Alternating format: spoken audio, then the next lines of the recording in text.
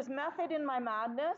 I wish I didn't have to be quite so overboard on the chemistry. It would be nice to spread it out a little bit more with the other subjects, but I feel like with the biology, if we don't hit everything, it won't affect you in grade 10.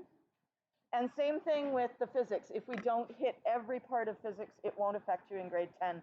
But what you don't learn in chemistry will only hold you back in grade 10, right? So there's where we're at. And if you really, really hate it that I spent so much time on chemistry, you can be the person who, when they're mid-30s, looks back and complains about their grade 9 science teacher and says, when I was in high school, my grade 9 science teacher did nothing but chemistry and it really, really sucked.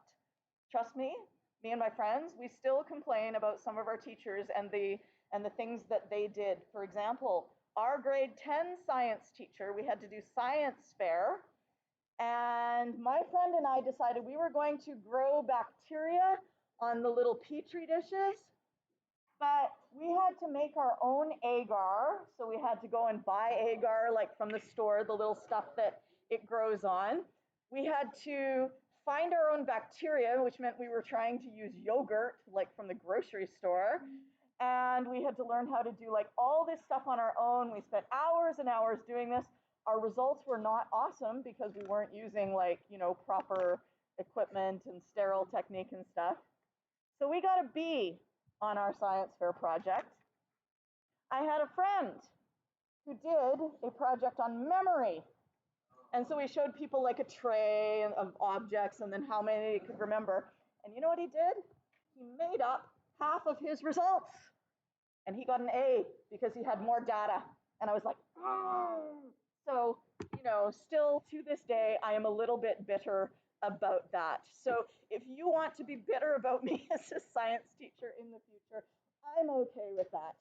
It's all right. I'll take it.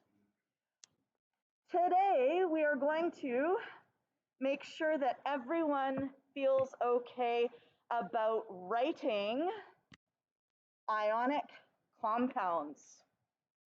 Okay? So this is what we're going to look at today. Oh, and I think I might have written on this one, so I'm going to go to my grade 11 and you'll see it's exactly the same. This is 4.4a, Chem 11. Where's nomenclature?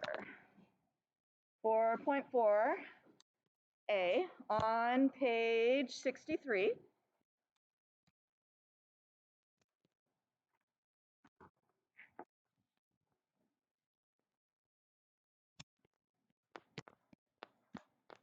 We have spent a lot of time going from the formula to the name. Now we're going to go backwards. We're going to go from the name to the formula. And all of these examples are written for you, but I'm going to do them from scratch over on the right here. So we have sodium chloride. So what you do is you write out the ions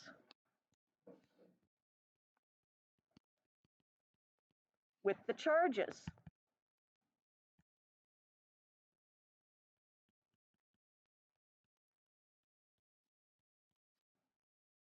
So if you were to go on your periodic table and look up sodium, make sure you have a periodic table out. And is there anyone who needs a periodic table? We're good? All right. What is the symbol and charge for the sodium ion? Sodium is Na. What is its charge? It's in column 1. Its charge is +1. Chloride is in column number 17. What is its charge? -1. So we have +1 and we have -1.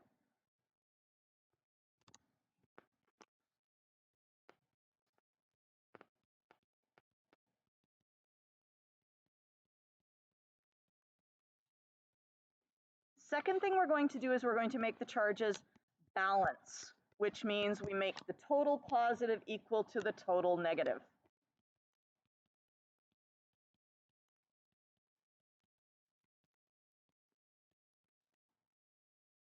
So write out the ions, make the total positive equal the total negative. Oh, look!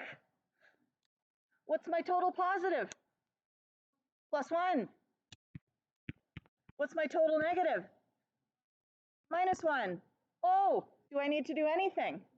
No. So what that means is I just need 1 sodium for every 1 chloride. So my formula will be NaCl, which means Na1Cl1, but we don't write the ones. Remember, we don't write the ones.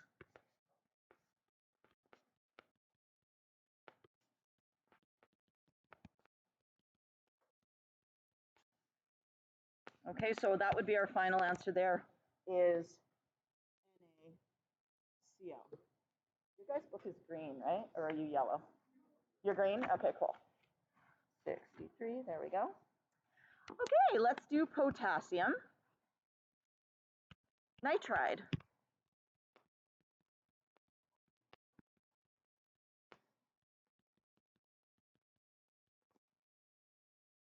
So I'm going to go and just grab our periodic table here. Here is potassium. And it does not have a charge written up in the top right-hand corner. Sometimes you'll see periodic tables that have that. If you need to, on your test, you can use a periodic table that says the charge is at the top of the column. Do you think you maybe need one? If you do, that's totally fine. Not a problem. Okay. What is the charge of column number 1 ions? +1. How about column number 2? +2, and column number 3? +3. If you choose to use a periodic table where you don't have these, you can get enriched marks for that. Okay?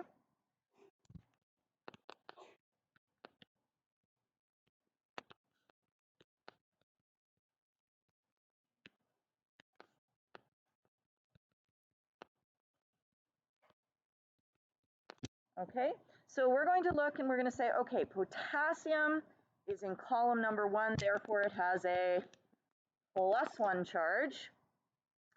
And while we're here, let's look up nitride. Who is nitride? Nitride is nitrogen.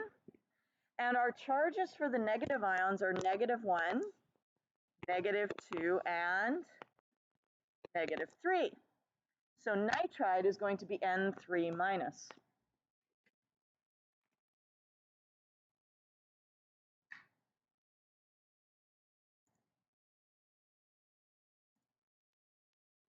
So potassium was K, and it's just plus, which means +1.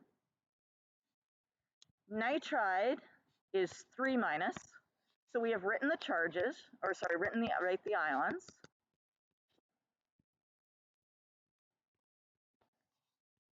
And then we want to make the total positive equal the total negative. Which one do we not have enough of? Positive charge or negative charge? Which one do we have not enough?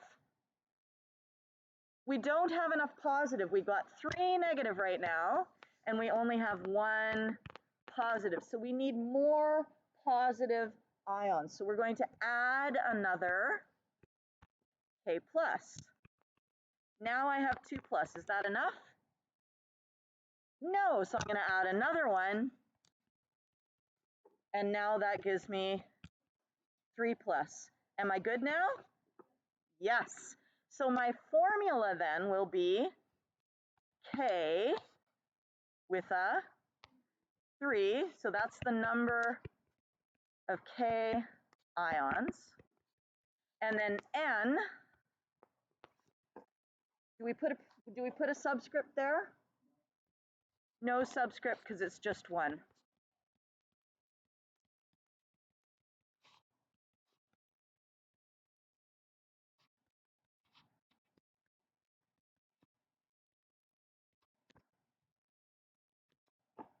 So that's potassium nitride.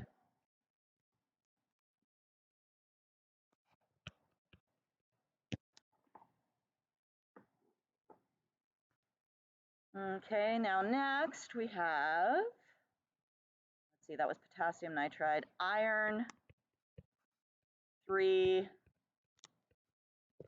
oxide.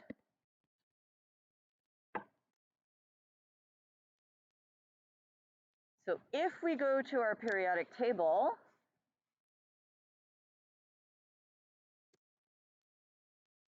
iron is here.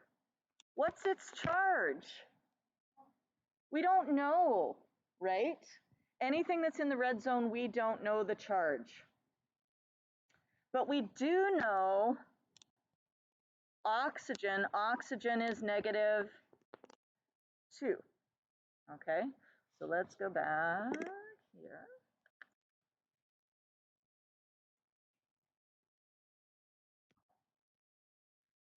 So we know that oxide is 2-.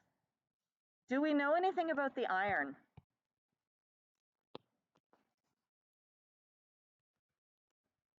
What does that 3 tell us? That is the charge. So we know that iron is 3+. Okay, so it doesn't matter that you don't know the charge of iron from the periodic table. In fact, it's even easier because it tells you right in the name what the charge of the iron is. So my total positive charge right now is 3+, and my negative charge is 2-. Which one do I not have enough of? I don't have enough negative charge. So if I add another one of those, that now gives me how much? 4. So which one do I not have enough of now? Iron. So I'm going to add another one. Okay, whoops. I added 3 and 3 and got 3. That's not very good. What is 3 and 3? 6. That's better. Okay, so 3 and 3 is 6. Now who is lacking? Oxygen. I need one more oxygen, which will give me 2, 4, 6 negative, and now these two are the same. So what that tells me is that now when I write my formula, what number will I write beside the iron? I'll write a 2, and beside the oxide, I'll write a 3, because I've got 1, 2, and I have 1, 2, 3. Okay? So here's a really common mistake.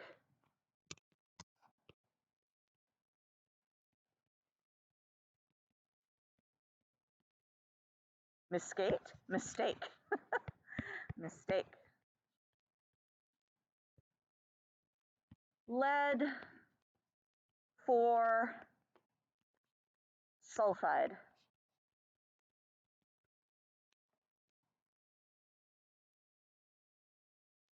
People look at the 4 and they're like, ah, PB4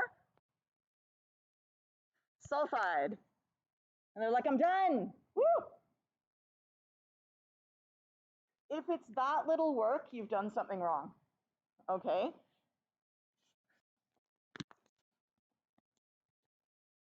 The Roman numeral is not the number of ions.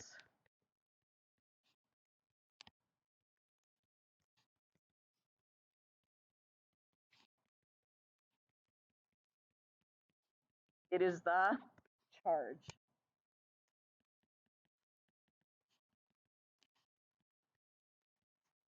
Of the metal ion.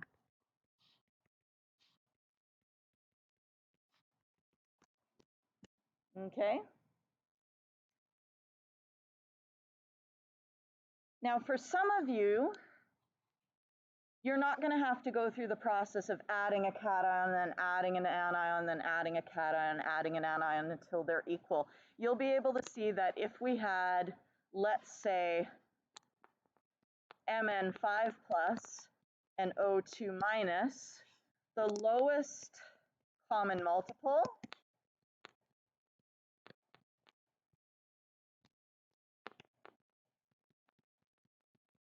of 5 and 2, how much is that equal to? 10. So how many manganeses do I need to equal 10? 2. How many oxides do I need to equal 10? I need 5, so it would be Mn2O5. So you can shortcut that way if you like. But if you find that confusing, just keep writing one on each side until the two of them equal out. Whichever works better for you is the good way to do it. Okay?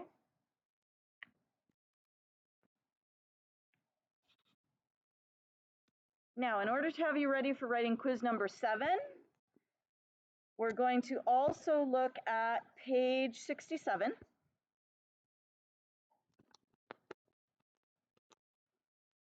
Because this involves polyatomic ions.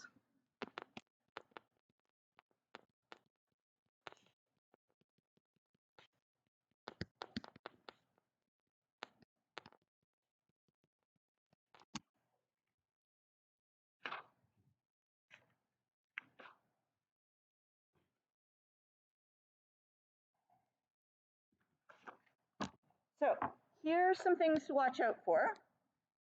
First thing is you have to really read the name of the anion carefully. There will be nitrates, there will be nitrites, and there will be nitrides, and they are all different. When you have an 8, it will be on your pink sheet.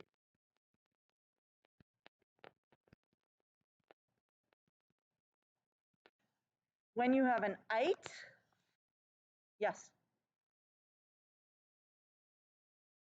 Sorry?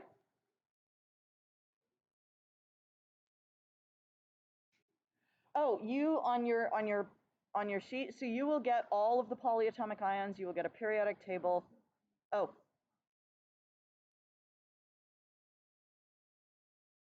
So you will be given the name, and then you'll have to write the formula.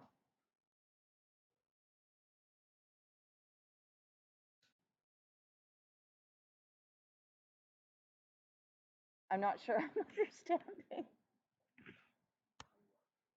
What will be on the quiz? Yeah, so it's going to look like, it'll look like on page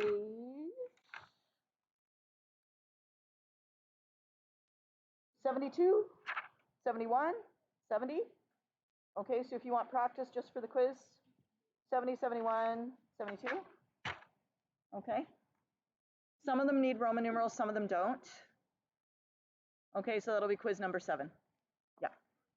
All right, so going back here.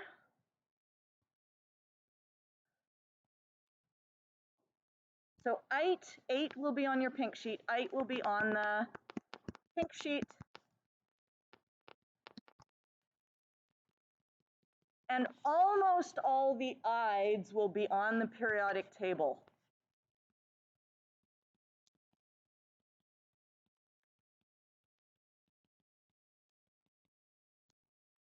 Could you look on your pink sheet and find me the 2 exceptions, the 2 ides that are on your pink sheet? In fact, there's more than 2, but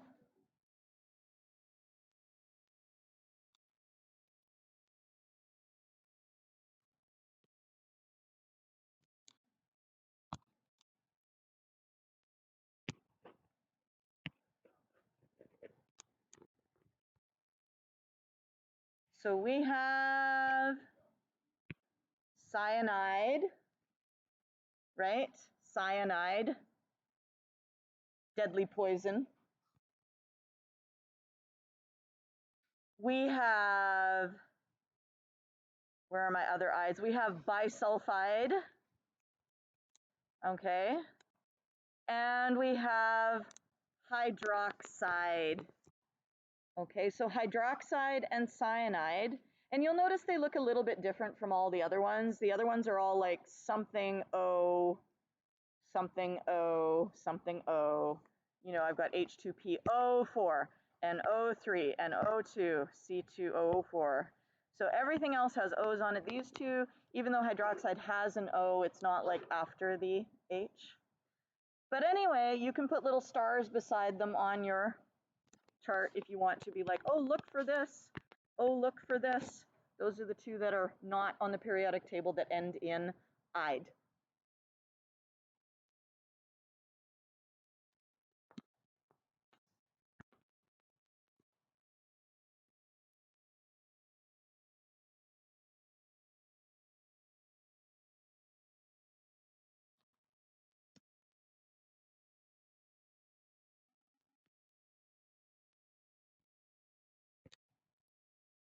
Yes.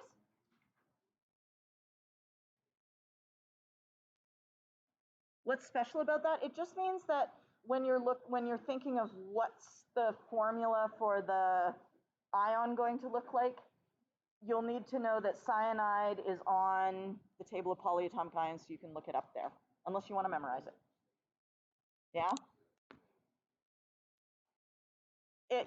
They're just not single elements. They're on that table, yes. Okay, so look at the name of the anion carefully so you know what you are naming. It says here, again, we're just saying the same thing again, the 8 and the ite are all polyatomic. Hydroxide and cyanide are on the polyatomic ion table. The other thing that's special when we have polyatomic ion is the use of brackets. Now you've seen them when we've written things, like you'll see a compound that looks like this one here, MgOH2, and you would name that magnesium hydroxide, okay?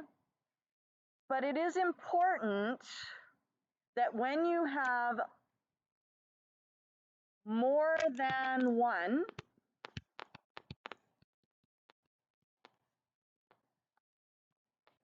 of a particular polyatomic ion, in this case we have 2 hydroxides,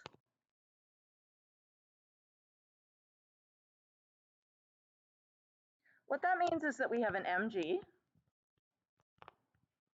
and we have an OH and we have another OH. So we have, in fact, 2 O's, OO, but we also have 2 H's, HH. And if you want both of them to be multiplied by 2, you have to put this 2 here so it applies both to the hydrogen and to the oxygen. If you don't put the brackets on, if you write MgOH2 with no brackets, what that would look like instead is you would have Mg2+, and you would have OH2, which is water. Is that what you have? No, you don't have water. You have, so this one's wrong, this one is right. So more than one, you have to use a bracket. However, if you have only one of a polyatomic ion,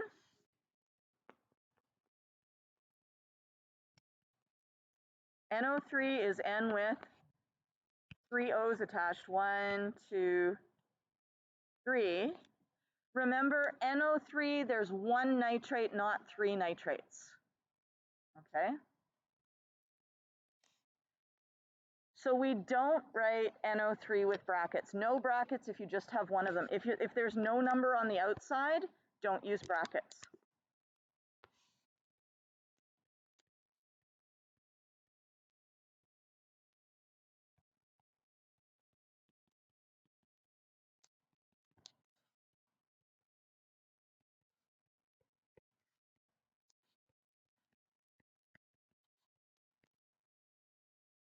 Okay, no number on the outside, don't use brackets.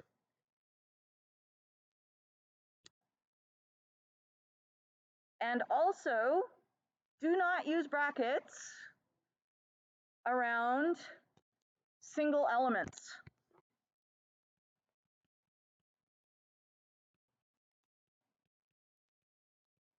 In other words, a monatomic ion.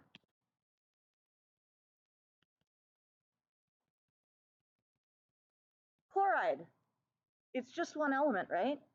No brackets.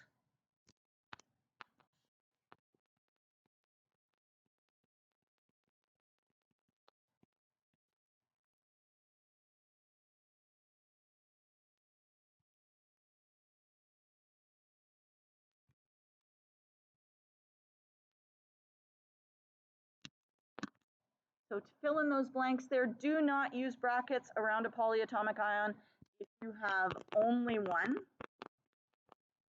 of that particular polyatomic ion. Do not use brackets around monatomic ions. Okay, so part of this quiz is going to be just figuring out when to use the brackets and when not to use the brackets.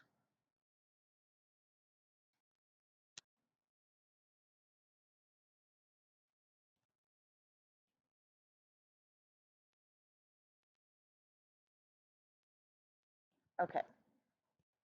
Now, other things to watch out for. Hydrogen carbonate. Please go on to your pink sheet and look up hydrogen carbonate. HCO3, right? HCO3. It's not a hydrogen and a carbonate. So if I was to write potassium hydrogen carbonate,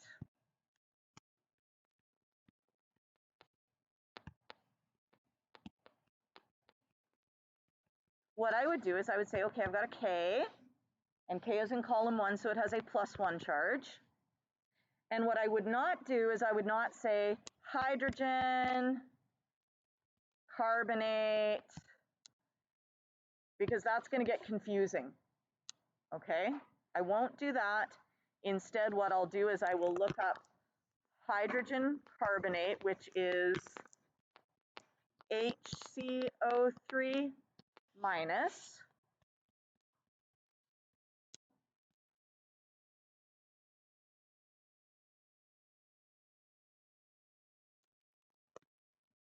And you'll notice what we've got here. We have a +1 and we have a -1. Do we need to do anything with the charges? Or are they already balanced? They're already balanced. I have a +1 and a -1. Those cancel each other out. So I have KHCO3. No brackets, because I just have one HCO3. That looks weird. There we go.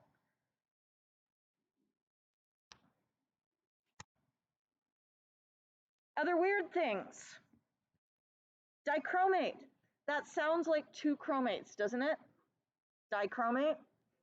It's not. Dichromate is not two chromates. Look on your polyatomic ion chart under D. Everyone go look on your pink sheet under D.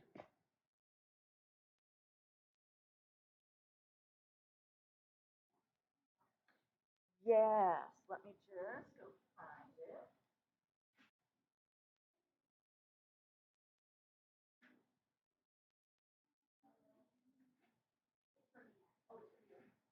Sorry, I'm confused.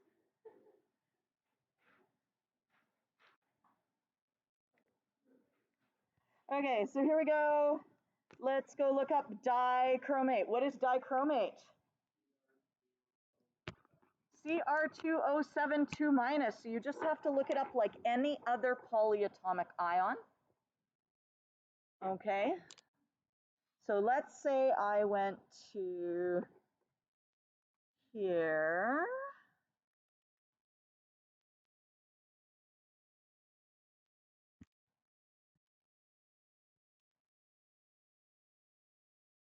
So let's say, for example, I had sodium dichromate.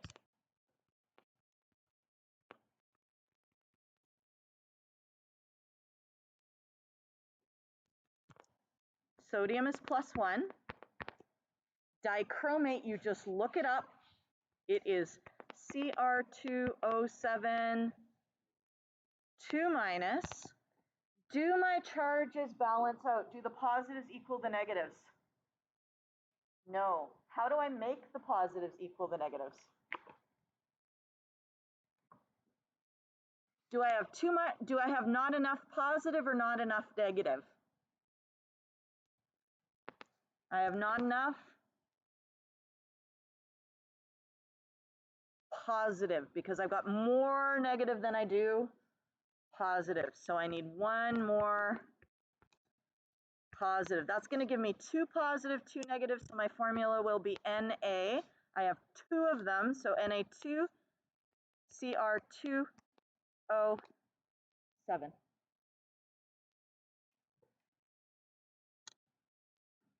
Now, I want you to look carefully at this ion and its name.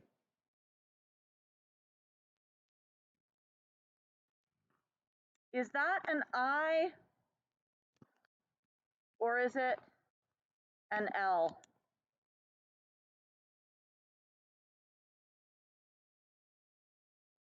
If you look at the name chlorate, what's this ion based on? Chloride, right? Chlor,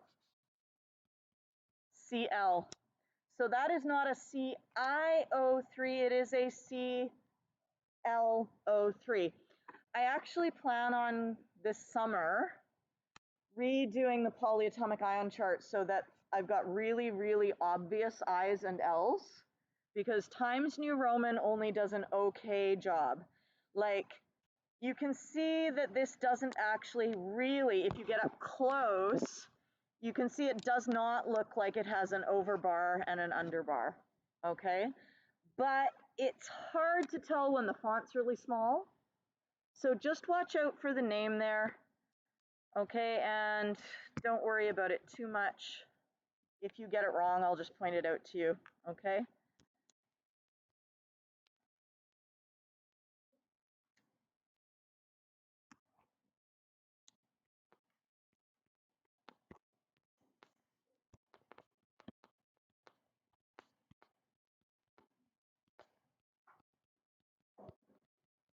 Copper 2 acetate. What is the charge on the copper? Yes. There's no more quiz 9. Okay, my grade 11s must have pillaged them yesterday. I will grab some for you, okay? Copper is 2+. Acetate is CH3COO-. How did I know what this one was? Where did I look? Pink sheet.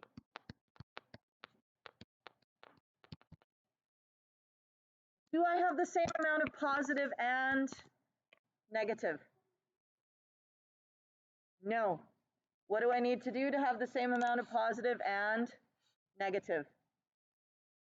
Add more to the negatives. Do I have enough negative now? Yes, I do. So I need to then write Cu CH3 C, whoa, that looked crazy. CH3COO, and I need to write that I have 2 of them. Yeah, you should be looking like that. You should have that puzzled look on your face. Why should we have a puzzled look on our face for this?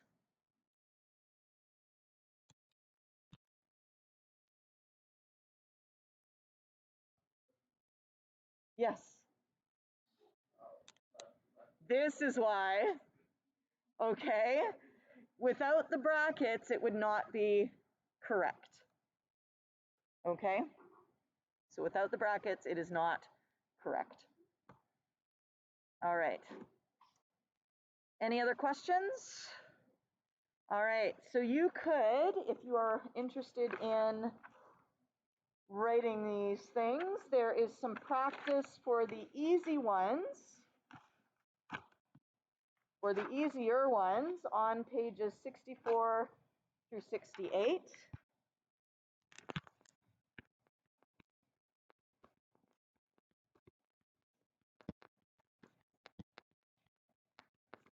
Obviously, you do not need to do every single question if you get it.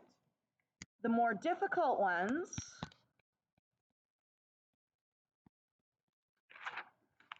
are on pages 70 to 72.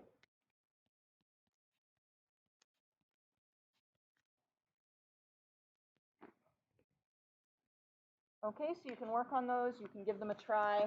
I'm going to print some more quiz 9s because I don't know what happened to them all. I think, like, my grade 11s wanted to study for their tests, so they took extra copies of everything. So I will just quickly make some more quiz 9s. I will write up here.